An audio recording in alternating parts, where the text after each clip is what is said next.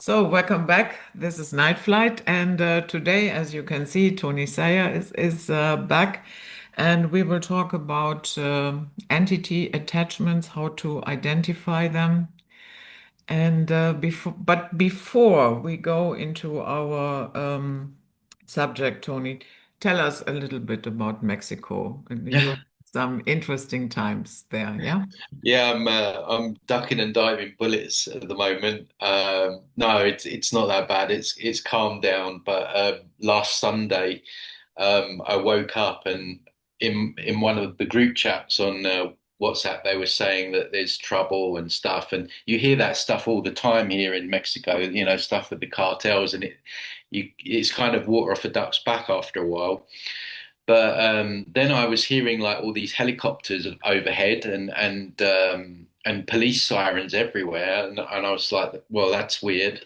And then it transpired that one of the big heifers, the one of the big bosses, had been killed, and that the cartel members just went absolutely nuts in Puerto Vallarta here in Guadalajara, where I am, setting shops alight and barricading the roads and stuff like that.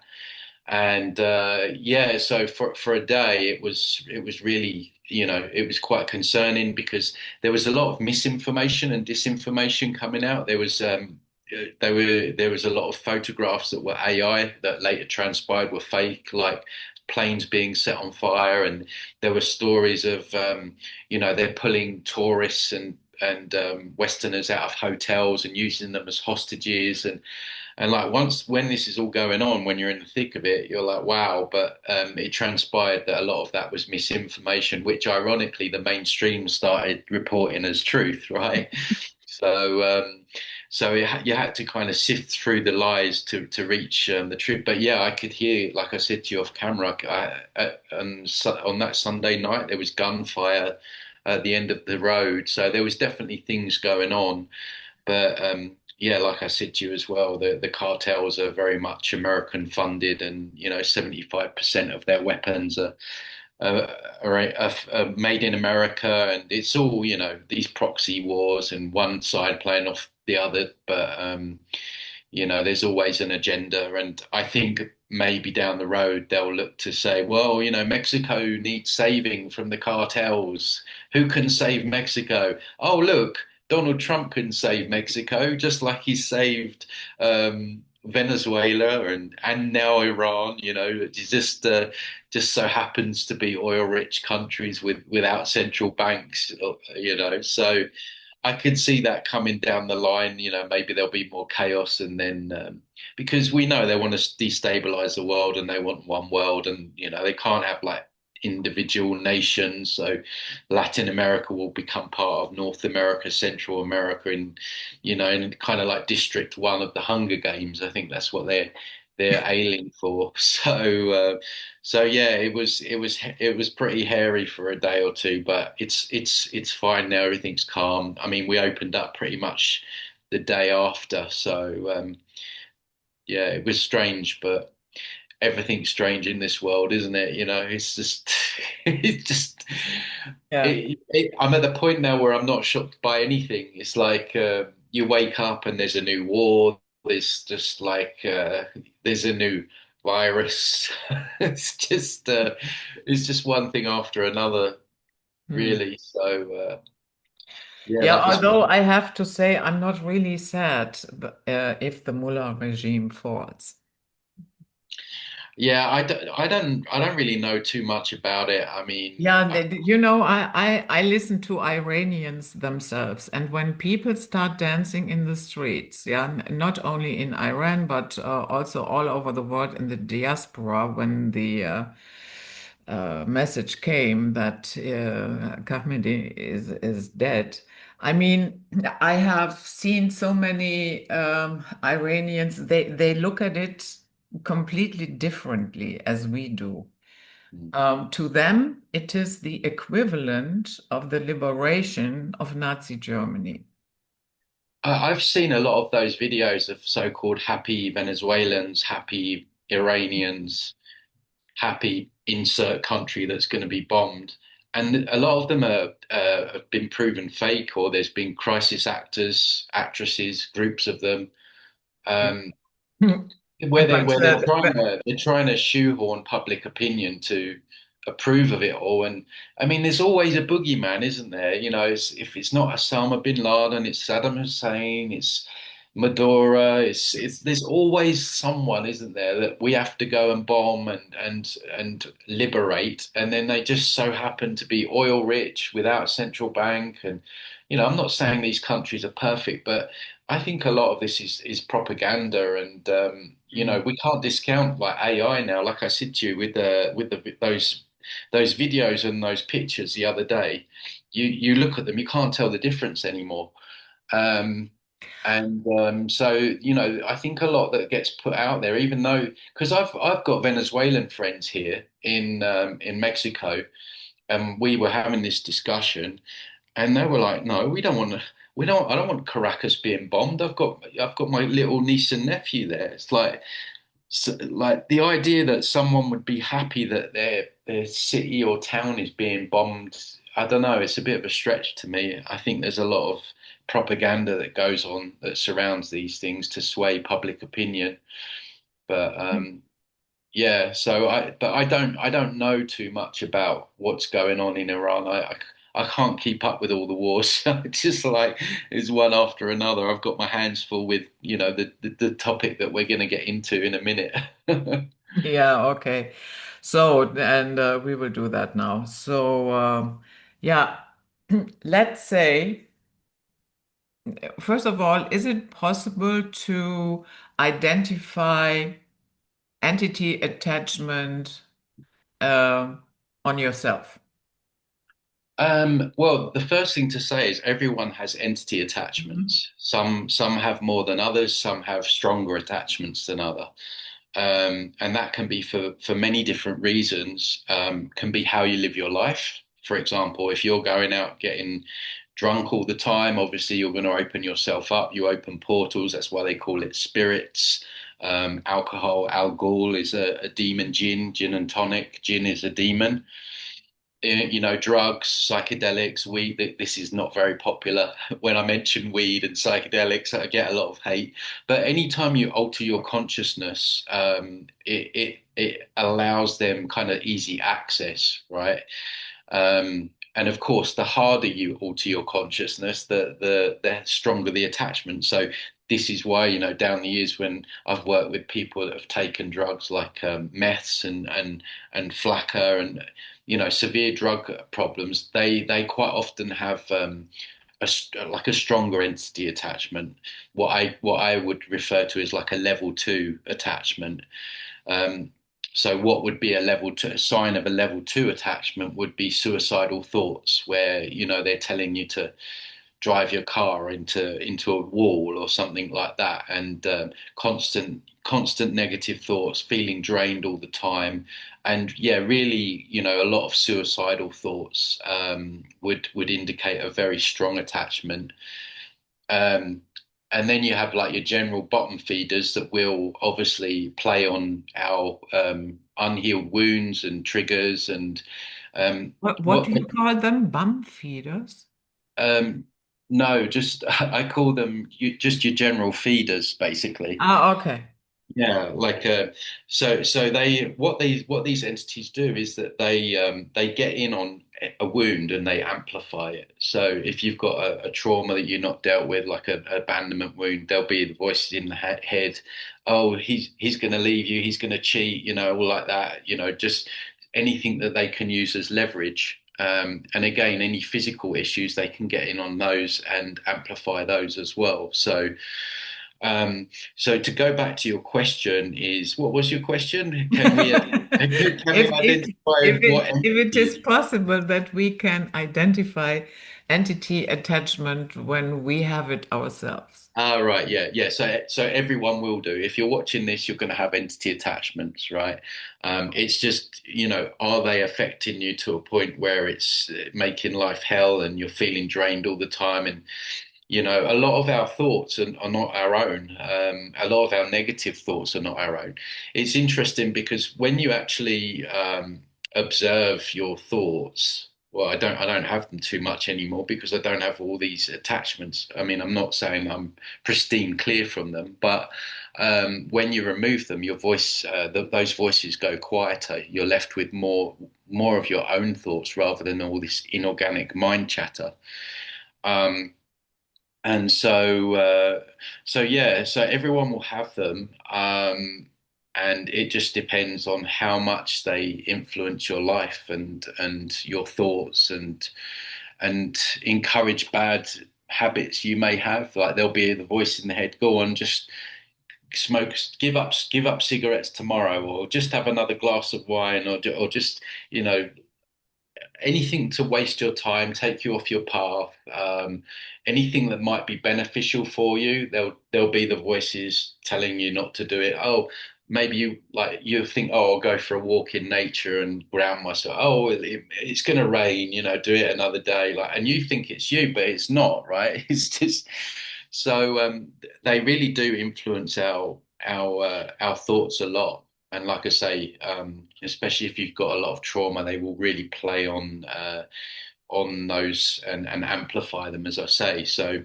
to answer your question, yeah, I mean everyone has them. To identify like what type of entity, it's teeming with entities, different forms of entities. You've got serpent entities, spider entities, dragon entities, demonic entities, reptilian entities, greys, false light beings, Pleiadians, Arcturians, Hindu goddesses.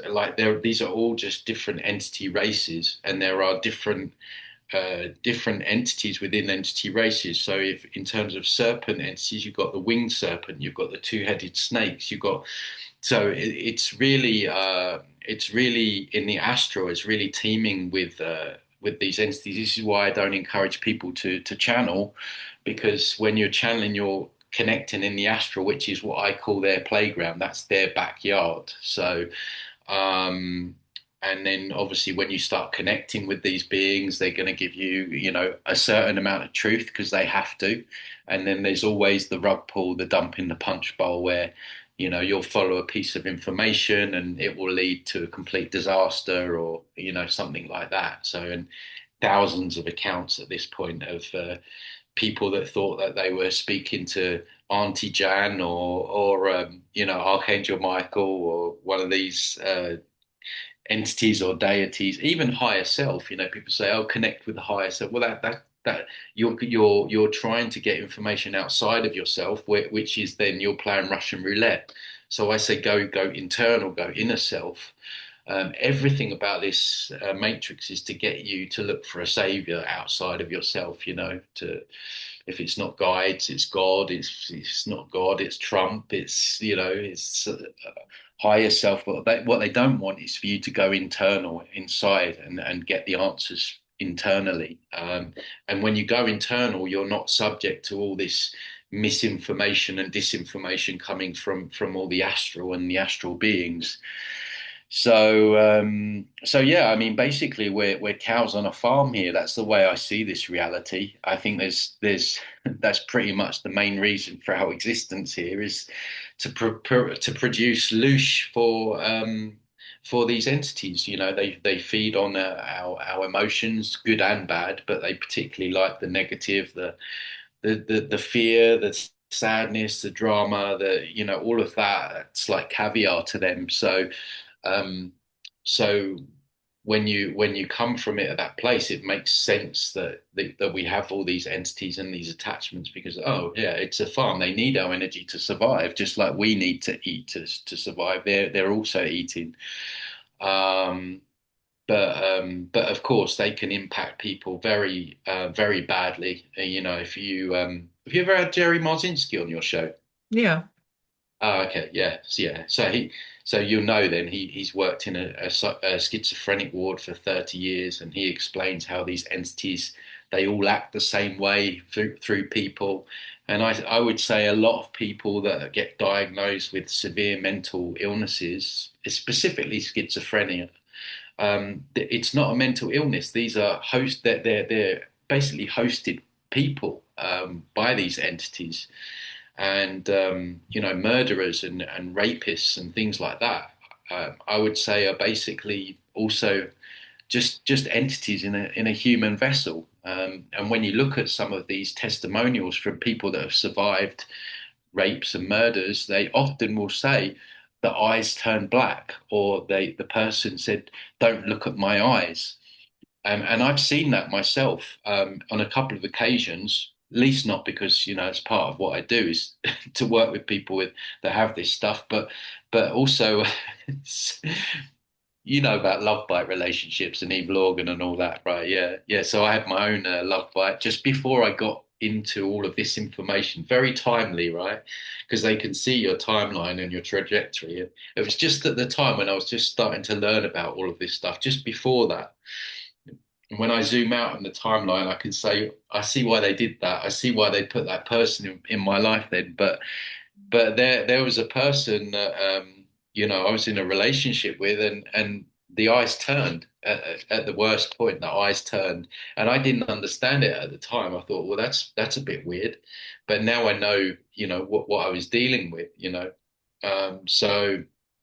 So yeah, not only can they attach themselves and influence our thoughts, our mental health, our physical health, because if when they're draining your energy, that's energy that you could use yourself to heal your body. So quite often when you remove this stuff, there's actually health benefits. I've had people down the years where pains, old aches and pains that have been there for years just disappear. Fibromyalgia has improved in cases. I mean, obviously, I don't promise things to people because sometimes things don't resolve themselves and it can be other things. But it seems to be a common theme that when when you remove stuff and your energy's clearer, the physical you get the physical benefits as well. So they can affect us physically, mentally, emotionally, and like I say, they can work through other people. They set up. Eve Lorgan talks about it. They set up relationships in the astral. They've got someone's card marked. Okay, how can we take that person offline or down another path? And what's our weakness? Our weakness is love, right? There's such a lack of love in this realm anyway. We all kind of like the idea of having someone or having a person in our life, and so they know that, and then they present these people in our lives that show up, and the first month or two they're like everything that you could have ever wished for, and then the mask slowly falls off, and you're dealing with a sociopath, psychopath. You've got smear campaigns. You've got threats to kill themselves if you leave them. And just all this mayhem, and then yeah, and then your life just ends up in a complete mess and turmoil, and you spend months, years healing. And some people don't even get out of those relationships. I've worked with people down the years and they've been stuck with these love bites for like 10, 15, 20 years. Some people aren't like internally strong enough to walk away for whatever reason, maybe their own trauma and what have you. So they get stuck in these situations and they become a constant battery for these entity-ridden human vessels, basically. So they can affect us through other people. And of course the entity working through the person knows who you are, and that's when trouble can happen, not just through relationships but can be through friendships or um I've had people that work with, they were in spiritual groups and crowd, and maybe the guru was a little bit suspect, but this person could see through them. And then the person who was the guru started to like act really bad because they knew that the person could see through them. Um, so yeah, we're not just dealing with humans here. We're dealing with entities that are using human bodies. I mean, it's generally the general consensus now that governments and heads of states and corporations and the 1% are into all of that stuff and have these entities, or they work with these entities and they have these entities working through them. But it's not just them, it's a lot of other just normal humans or who we think is human beings, which is kind of kind of worrying when you think about it. You know, your neighbor or someone that you meet or you go on a date with could be could be hosted, but that's where we need to show discernment and we need to be especially careful with who we let into our personal life, especially on an intimate basis as well. So yeah, many different ways that they affect and influence us. Mm. Have you ever come across uh, entities where you would say those are especially nasty? Um, Yeah, I mean, again, it comes down to the strength of the attachment. So, I mean, we see in you know in these what are they called? It's funny. I always seem to get memory wiped when my mind when I go to talk about something important. But you know when they've made movies on them where the exorcism and all of that stuff, right? That's what I would say is a level one takeover. That's complete possession, and where the person then actually gets superhuman strength. I mean, they've and again that's happened with people that I worked on that have taken meths and stuff. The entity is so strong, physically strong, that that person can then like push cars and stuff like that, right? This is a common thing. So yeah, I mean, of course, there are strong ones. They are obviously more rare, but yeah, the other ones that the level twos can be quite strong. I I say strength is in terms of how much the entity has control over the person's mind. So yeah, if the person's constantly having suicidal thoughts, and they say that it's not coming from me. That the voice is telling me to drive my car into a brick wall. It's not coming from me. Sometimes we may even notice it ourselves, right? The other day, right, I had a bit of a stomach issue, right, and because I'm acutely aware of them now, right?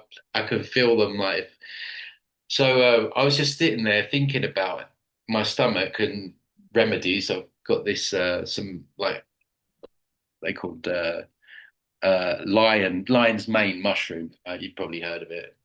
They were selling it. I said I'll get that. And then I got a voice out of nowhere said, "You're gonna die." I was like, I was like, who the fuck is that? That's not me. That's not me. And then obviously I knew straight away it was an entity and you know I cleared it, but I was like, you cheeky bastard. But that's what they're like. I mean, for example, if you're feeling great and then all of a sudden you start feeling really anxious and depressed out of nowhere, like what's changed? You haven't changed, but it's chances are something's coming in and it's influencing your thoughts and your thinking and then your behavior, and then that makes you feel down, depressed, anxious. And what's that doing? It's creating loose, and that's feeding. So, so yeah, there's definitely ones that are stronger. I wouldn't say that that applies to a particular entity race. You can have strong serpent entity attachment. You can have a strong demonic attachment. Um, so yeah. Okay. So then the difference would be, okay, you have an attachment, and then what would you say? The next stage is possession, and then the next stage is total takeover. They don't tend to really move up in levels.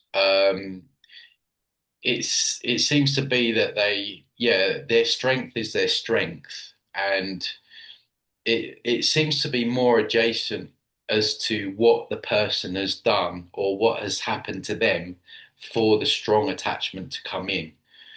So a strong more examples of a level two, what someone that would have has been through like physical or sexual abuse, right? Because if you sorry to go there, but we have to understand it. But if you think about that moment where that's going to happen, you're completely out of your center. You may have disassociated, that's a perfect gateway for an entity, and a very strong one, because your guard is completely down. Um, I've worked with people that have taken DMT and ayahuasca, where they've also had a very strong, severe attachment come in. Because what does that do?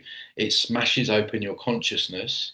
You're not really in your body, although all these alternative plant medicine tells you how wonderful it is, and you're only going in the astral, which is the prison yard. You're not getting any insights about anything. You're just getting insights into the prison, what's in the prison yard, and the prison guards who are going to lie to you anyway, right? So people think, oh, you can have these incredible experiences and ponder like what's real and everything, but no, you're just going in the astral. So it's really nothing benefit to doing it. But yeah, I've worked with many people down the years, ayahuasca, DMT, because those things you're out of it basically. People that have had an accident, maybe knocked unconscious, or been in hospital where they put you under and then they've woken up, and because again, you're not in your body, you're out of your center, and so that is makes it easier, especially in hospitals. I did a video about hospitals and just the amount of supernatural negative entity sightings, and they put those on like different portals on the Earth's grid. And you think about it, when people are ill and they're in pain and they're suffering and they're dying. I mean, imagine the loosh that creates. So yeah, hospitals are a very popular place for entities to hang out.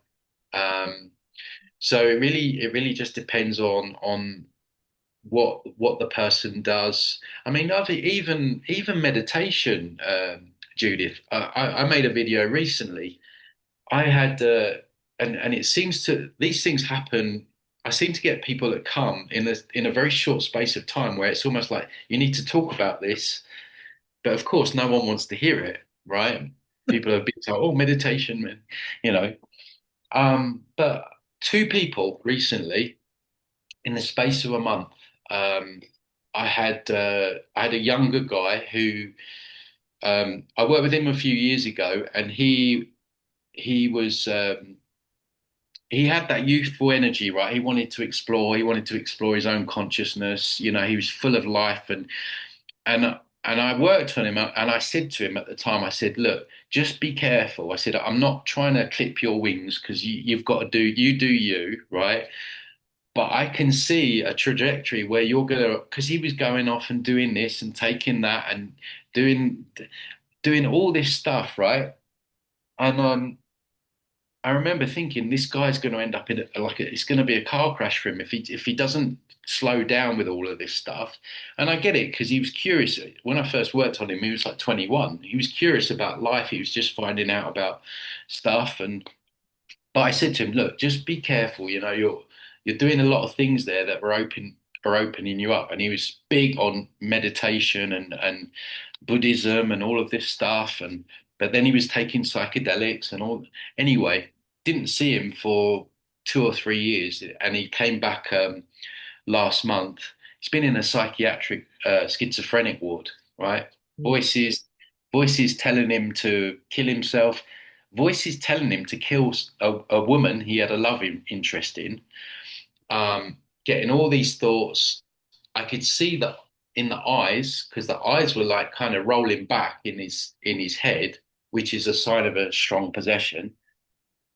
And I was like, man, I told this guy exactly what was going to happen. But the main thing that he was doing was meditating. He was going on all these retreats and sitting there for days, just opening up, right? I mean, he may have had some other stuff going on as well, but that was the timeline when it got really bad. He was obsessively doing this, opening himself up. And so that was one case recently, and then just after that, another girl back in the UK, same thing. She almost had like this addiction to going on these silent retreats. We'd be like, "Where's Trinity?" Oh, she's on a silent retreat. She's on another silent retreat. Like she was always on these silent retreats. Same thing again in a mental hospital with voices and stuff like that.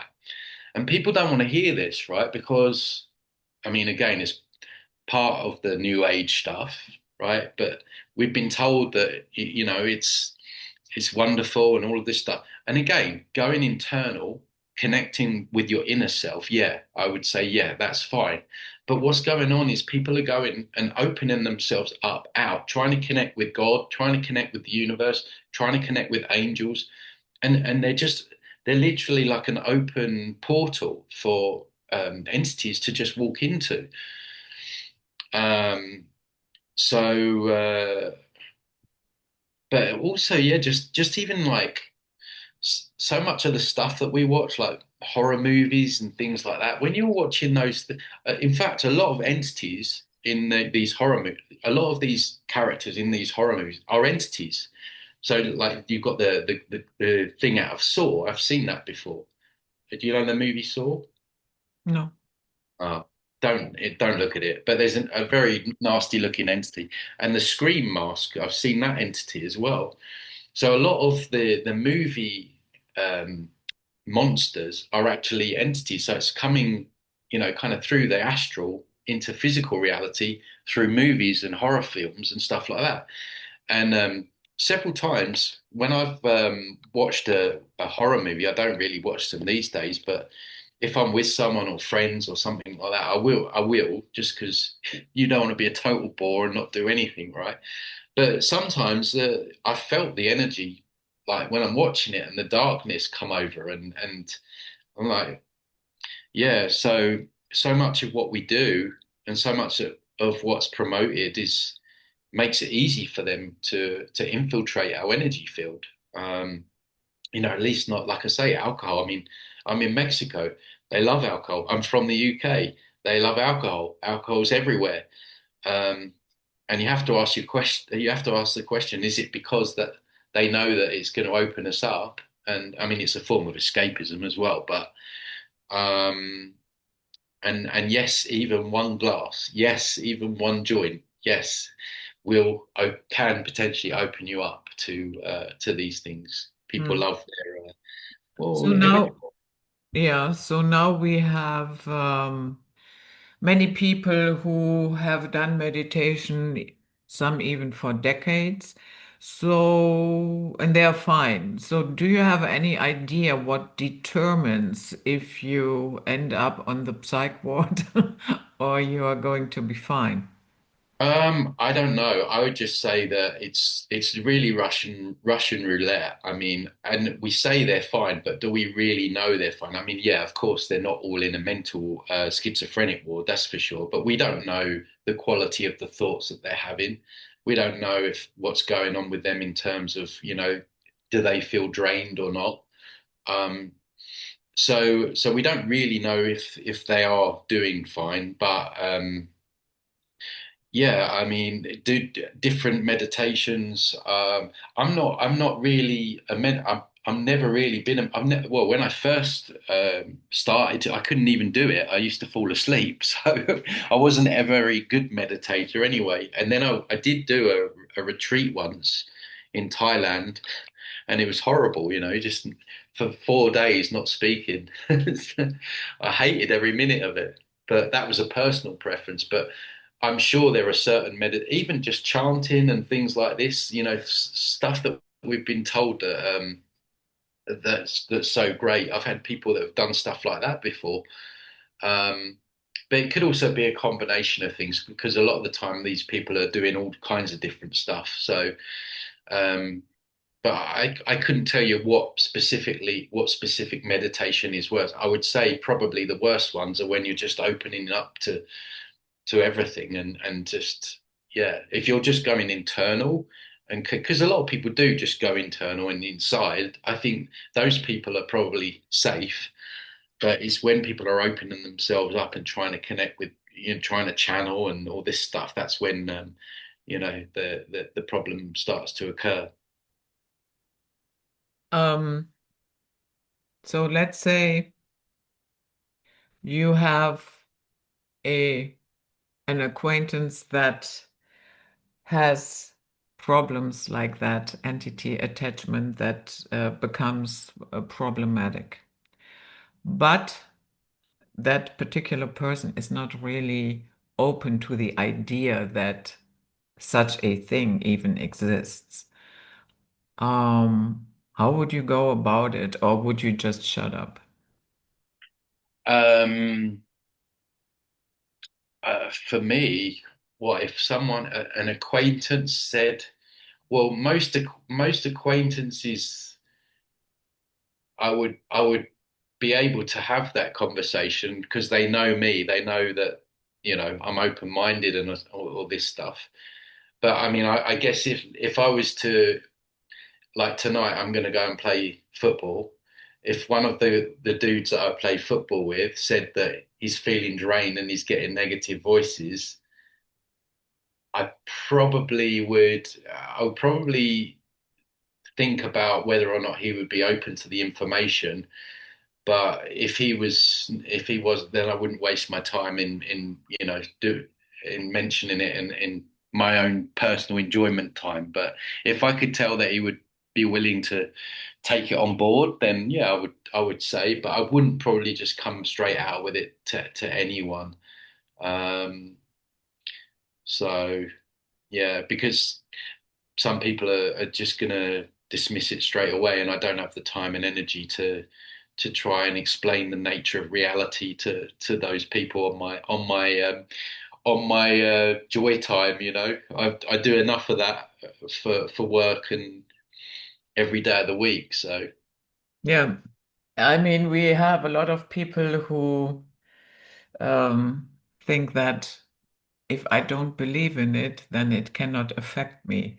I But had this morning. I had this exact conversation this morning. okay, It was funny you should mention that because it's fresh in my mind. So, it was on the video that I've done recently about explaining that mental illnesses, schizophrenics are possessed, basically. And this girl said, "You're negative," and she said something along the lines of, "Yeah, but that's your worldview. My worldview is that the mind is stronger than than these beings, and that it's not going to affect me." And I'm like, well, there's a word for that. It's spiritual bypassing, right? Because you're trying to bend reality in what you want it to be when it's not like that. The fact is that these entities do exist. There's thousands of testimonials now. And we were going backwards and forwards, but she was just trying to bend it into a pretzel to make reality more palatable for her. Um, so I'm at the stage, I'm sure you are, where if people want to believe lies and make up the truth as they go along, then I just leave them to it. I'll speak what I believe to be the truth. If people want to pick that baton up and run with it, then great. But I'm not going to waste hours and hours trying to debate someone that's just can't handle the truth because it is dark. I'm the first to admit that it's dark information. Who wants to think that we have demons feeding on our energy, right? And influencing and presenting themselves as loved ones and guides. I mean, I fully understand that the information is not very palatable, but it is what it is. What are you going to do? I mean, just like I always say, take the punch in the face and move on and deal with reality the way it is, because we're not going to get anywhere unless we try and bend this place into a pretzel and try and make it something that it's not. That's why I say it's a farm. Doesn't feel good to know that, but that is what I believe to be the objective truth. Um, at least knowing that, we know that, okay, how do we get off the farm then? If this is a farm, let's get off it. You can do something about it, or you can make plans to do something about it. But if you're still like the New Agers saying that this is 5D New Earth, and this is paradise, you're going to be stuck in that illusion and you're not going to move any further forward. And probably you're going to get recycled back here because you can't look at things for how they are. So But I know you're not like that, Judith. I know you very much look at look at things at how they are. That's why I like coming on your show because I don't feel judged. Yeah. Sometimes I go on the New Age. I don't know why. I get asked to go on some of these New Age channels sometimes, and I speak anywhere. I don't care who wants me on because everyone needs to hear it. But I'm in the back of my head, I'm like, why did you get me on? I mean, it's really everything against what you believe in. But I think they have me on because they know what I'm saying. There is truth in it, so they kind of feel like they need to, but at the same time they're stuck in that. But it's 5D. It's the new Earth. Yeah. Maybe 5D means deeper, depth. You get, you go deeper into the Oh, I matrix. tell you what it stands for, delusional. Oh dear. Yeah. So yeah. Yeah, with 5D, I have a lot of problems with that. And with the entire narrative, and I don't see it happening. No, I mean, do they still believe? I've noticed a lot of the. I don't know if you've noticed this, Judith. A lot of the New Ages are turning to religion now. They've Yeah, kind of. religious revival is a biggie in Yeah. general. And I recently did an interview. It has not been published yet, but I did an interview with James Bartley where we talked about the return of the old gods. You can clearly see that there is something going on. Mm. And we talked, for instance, about when you look at Ishtar. Ishtar had the ability to turn men into women. Her Right, her priests were wearing female clothing. Um, Her special month was June. In June, we have the Pride Month. right. She is also connected to the rainbow theme. Yeah, and so there are many little hints and pieces where I would say, yeah, there is something going on in that regard, and you can definitely see that. Yeah. And yeah, if you pay attention.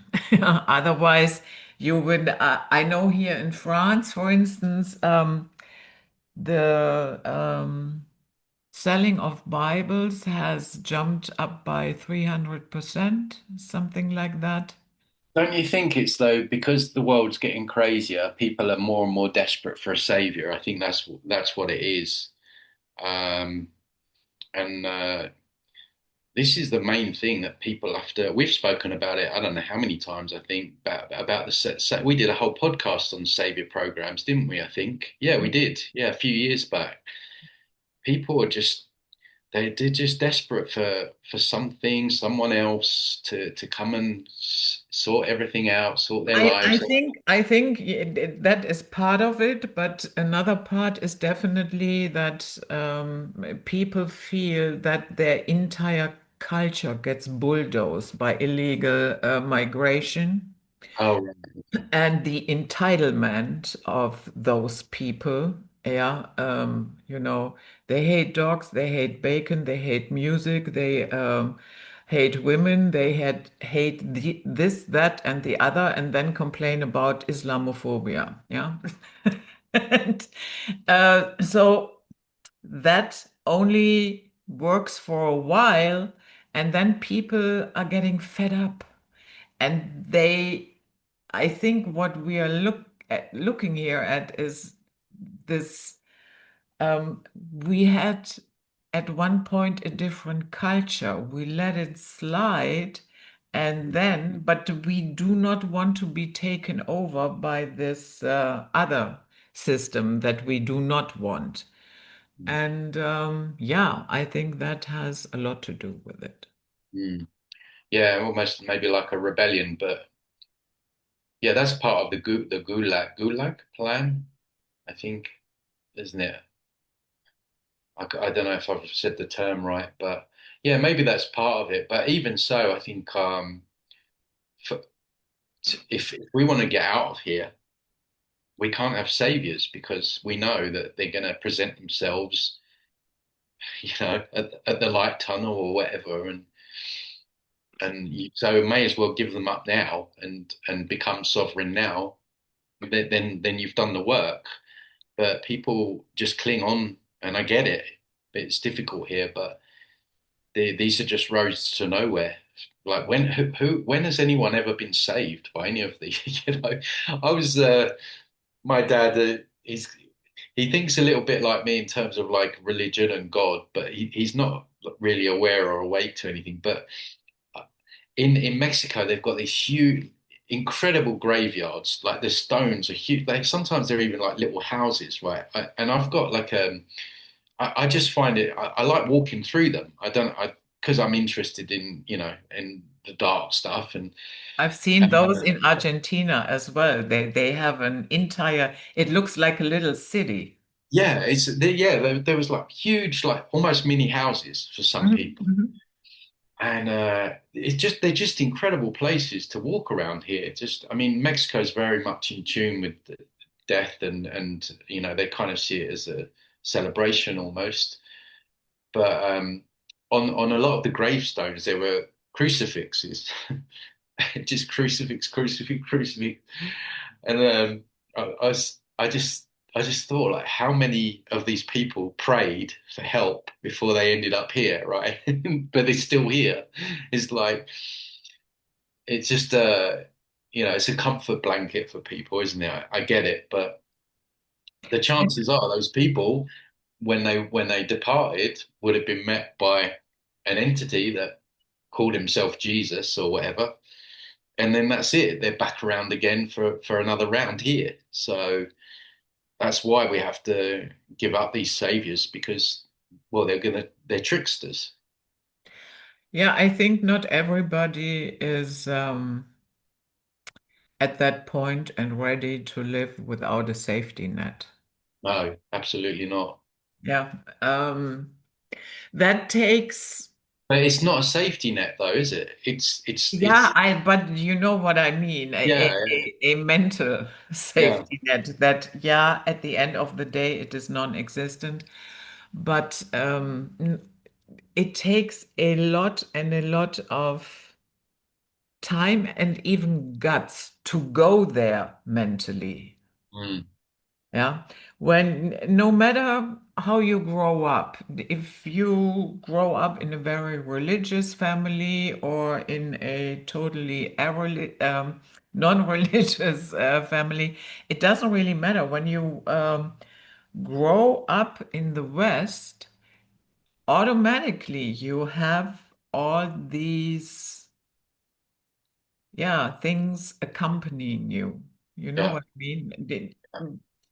Because a lot of our laws are based on it, and then you have the holidays, and on it goes. So yeah, nobody can really say we have not been affected by it. yeah. And just the programs as children, Superman, He-Man, Spider-Man, Yeah, it's always savior, savior, savior. And we've all been indoctrinated from childhood with savior programs. yeah, and the little girls when the prince comes and Yeah, he will yeah. rescue you. Always going to be someone or something or some deity that's going to come and save us or make our life easier or take away our responsibility for. But it's an illusion, and yeah, it feels good in the moment until you get rug pulled, and when it doesn't, it feels good until it doesn't, Yeah. until you're back and until you're back here on Earth for your 9,465th incarnation because you thought that you were speaking to Jesus Christ. Yeah, you know, I don't know what it takes, but sometimes I think if this is really a luge farm, yeah, and I personally think there is enough indication to say yes, it is. Other people might think very differently about this, and that is okay. But if it is designed and constructed like that, then probably the majority will never get it. No. Because it's in the structure, it's in the design. Mm. Yeah, I think more people are starting to get it. I mean, I mean, we've been doing these podcasts a lot of years now. Even from when we were doing them during the virus. Remember those days? Um, like it's growing exponentially. Just the amount of interest on my information and but yeah, you could. I always think that you can be. I don't like the word awake. You can be aware, but are you aware of your own sovereignty? So you have all these people that are aware that government's corrupt. They're doing this stuff with children and all this, but they're still going to vote for Trump, or they still believe that they're being guided by guides, right? So yeah, you can be aware of stuff, but I think a true awakening is when you awaken to your own sovereignty. I think that's the ultimate goal for people, where people need to look. Yeah. But and another thing is a lot of people are really, really happy in in their belief structure. They're really, really happy. It works for them. Um, and so why would you change it? Yeah, absolutely. Well, that's the pull of it, isn't it? That's why they make everything so feel good. I mean, look at the New Age movement. Mm, Everything's about feeling good. So, of course, why would you reject something that makes you feel all gooey inside? yeah. But again, it's good until it's not. Apart from the black eyes and yeah, more extreme signs like that, what do you think is an indication to be a little bit cautious that somebody has, yeah, a stronger attachment of entities and would you knowingly, I know what your work is. I understand you are around people like that. I understand. But would you pursue a friendship with people like that? Well, like I say, I mean, everyone has attachments, Yeah. like my mum, my dad, everyone's going to have them. So yeah, it's not like you can get away from them, and nobody can. I mean, I've probably got some still, but it's um, it's whether or not the attachment is really running that person's show and agenda. And I think for people that are aware and doing stuff like this, like there's specific interest in us. Um, like they don't want us to be doing, not even if you don't even have to be doing podcasts and writing books and stuff like that. You can be just on the path. I've worked with so many people down the years where, Tony, I was just about to get into your information, just stumbled across it, and then this person came into my life. And then and so the matrix kind of reconstructs itself and brings these situations and people into your life at kind of key pivotal points. So it's not a case of we got to walk around scared that everyone's like a demon. It's just having that discernment. Do the words match the behavior? Um, uh, you know, emotionally, are they just like acting out all of a sudden? Love bombing. If you're in a that love the love bomb has got me big time on a couple of occasions. I, I hate to admit it, but yeah, if you're in a relationship situation and you're absolutely getting love bombed, that's a huge red flag because chances are a rug pull's gonna follow that. because that can't be maintained, and that's what they use to hook you in.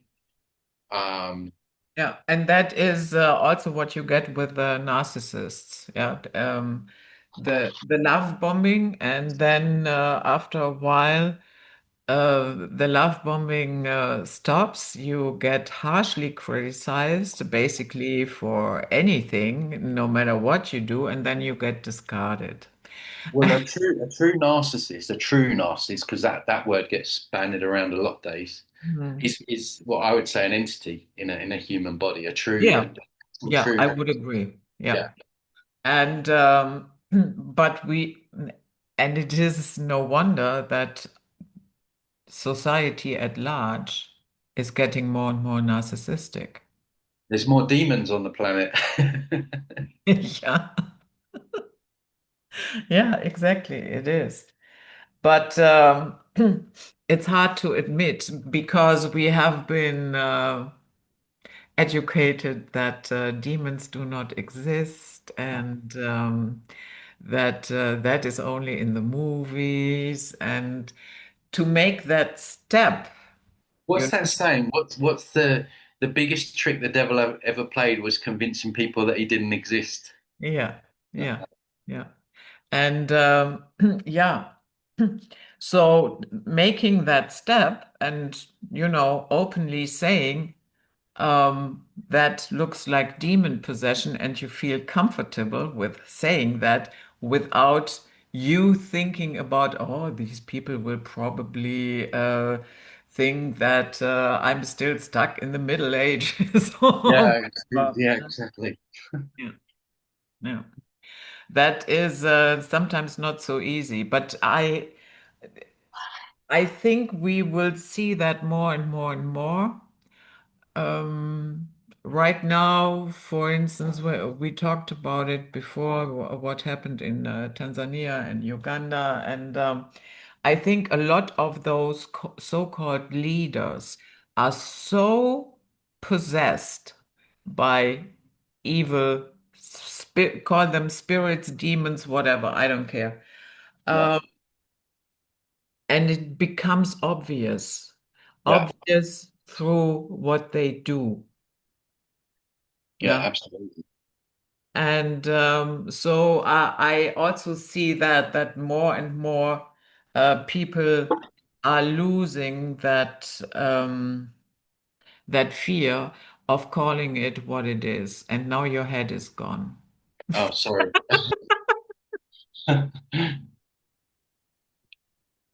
Yeah, you were playing with your camera, yeah.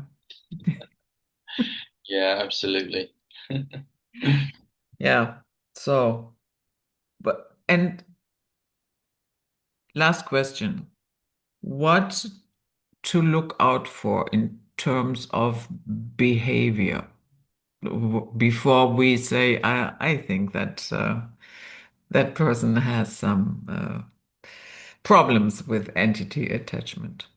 Um, Sometimes it's difficult because, every human has emotions like anger and and stuff, but paranoia, erratic behavior would be the signs of you know, uh, a stronger entity.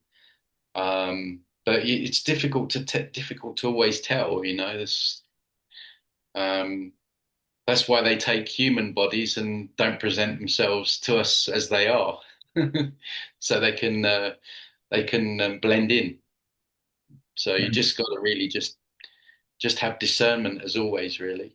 But at the same time, you don't want to be walking around scared that everyone's a demon. No, no, no, no, no, of course not. But I think if somebody portrays a lot of lack of empathy, Yeah. Oh, sorry. Yeah. Lack of empathy is bad. brutality, Yeah. and entitlement, and on it goes. Yeah. So I would say, yeah, maybe a little bit of distance would be a good idea. Absolutely. So thank you, Tony, for coming back, and I do wish that everything stays calm in Mexico Thank you and you very do much. not get caught in the crosshairs. Thanks a lot, Judith. Thanks for having me on again.